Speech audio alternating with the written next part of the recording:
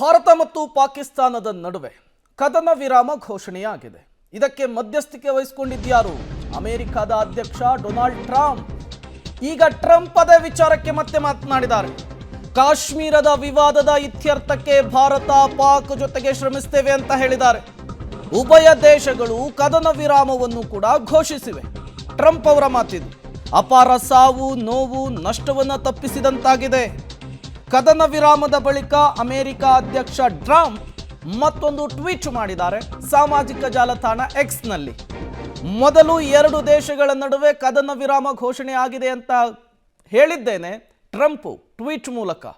ಈಗ ಮತ್ತೊಮ್ಮೆ ಈ ಕದನ ವಿರಾಮ ಘೋಷಣೆಯ ಬಳಿಕ ಅವರು ಟ್ವೀಟ್ ಮಾಡಿರುವಂತಹ ಸಾಲುಗಳನ್ನು ಕೂಡ ಗಮನಿಸ್ತಾ ಇದ್ದೀರಿ.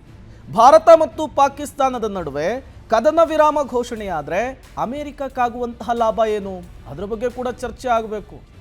ಮತ್ತೊಮ್ಮೆ ನಾನು ಜಗತ್ತಿನ ದೊಡ್ಡಣ್ಣ ಅನ್ನುವಂತಹ ಮೆಸೇಜನ್ನು ಕೂಡ ಈ ಮೂಲಕ ಅಮೆರಿಕ ಪೋರ್ಟ್ರೇ ಮಾಡುವಂತಹ ಕೆಲಸ ಮಾಡ್ತಾ ಇದೆ.